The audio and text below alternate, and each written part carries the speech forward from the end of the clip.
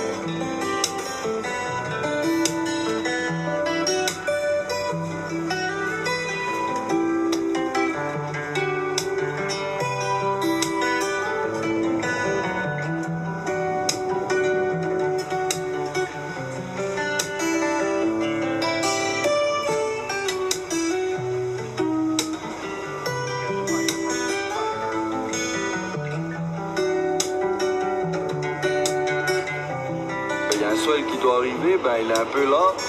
C'est moins gros quand même que ce qu'on pensait, mais c'est censé monter toute la journée, donc à aucun moment il y a des bonnes grosses vagues qui peuvent arriver, mais il y a quelques 2 mètres pas mal là qui sont passés. Le matin est déjà sur le jet ski en train d'analyser le spot, et après on voit comment ça se passe et on va essayer de shooter des tubes en foil.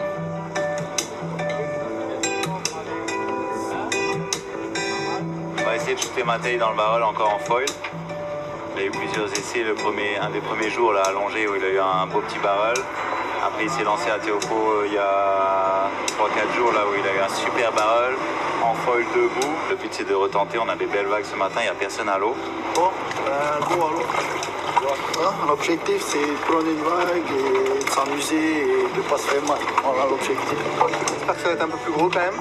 Apparemment c'est censé grossir au cours de la journée, donc on va attendre tranquillement pour avoir la bonne image.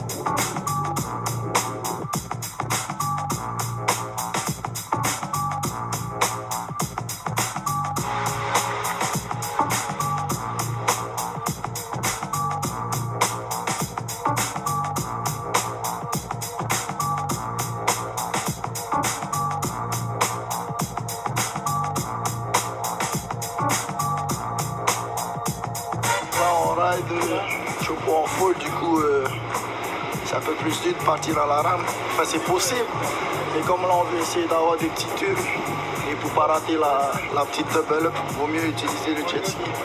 Du coup on essaie de partir vraiment deep. Comme tu vois 5 fois plus vite qu'un surfeur, il faut vraiment être plus dedans, sinon à chaque fois tu fais qu'une escale dans le tube. Tu vas attendre que ça monte un peu plus. Ouais, c'est dangereux c'est sûr, hein, parce que c'est quand même bon là. Mais bon, si tu fais pas n'importe quoi, je pense que ça va. Faut venir derrière tout trop.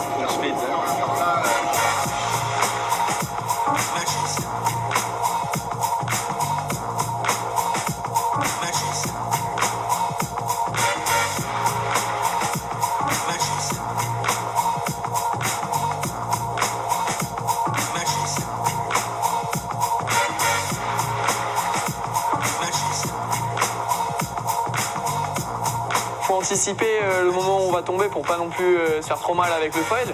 Donc c'est difficile de s'engager vraiment quoi. Et puis faut pas trop réfléchir à un moment donné, si tu veux vraiment faire un tube, faut y aller quoi.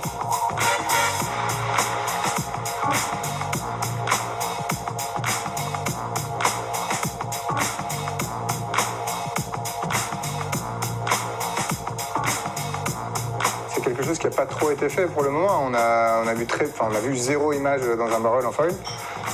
L'image qu'on a eue de Matej la semaine dernière, c'était quand même la première. Donc voilà, c'est pas quelque chose qu'ils font tous les jours, donc je pense qu'il y a aussi une notion un peu de position, comment on fait.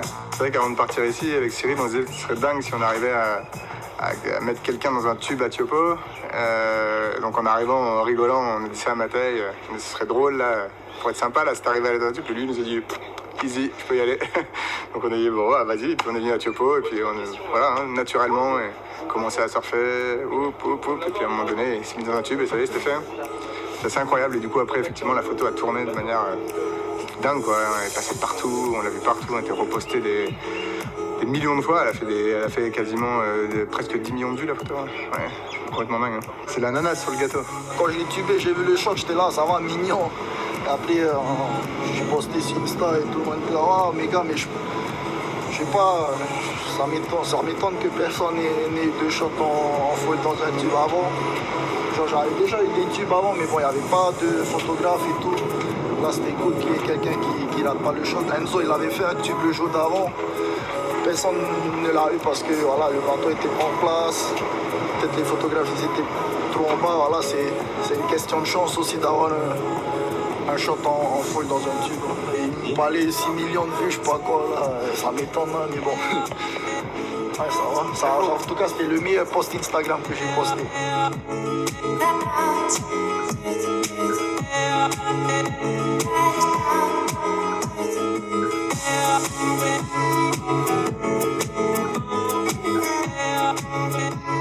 C'est un autre ride que le surf, c'est pas genre t'as ton ride dans l'eau, là c'est comme si t'as un avion sous les pieds et puis t'essaies de te caler dans le tube, quoi. Maintenant qu'on a essayé, on va essayer de construire un prototype qui sera encore plus favorable dans ce genre de conditions.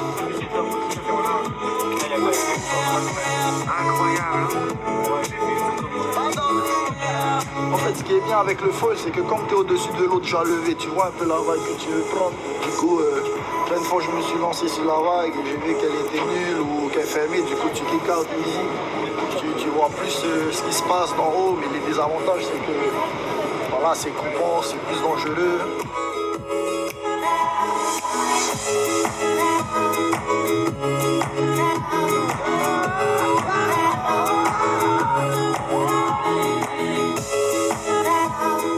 Et nous n'en avons pas encore fini avec les sensations fortes, loin de là. Dans le prochain épisode, nous avons de nouveau rendez-vous avec les boys de la Presqu'île pour des défis inédits à la vague de la passe de Havae, à laquelle se mesurera aussi un téméraire Clément Colmas, complètement habité par sa passion du windfoil. Des exploits réalisés en toute humilité par des riders connectés pour mieux vous faire vibrer.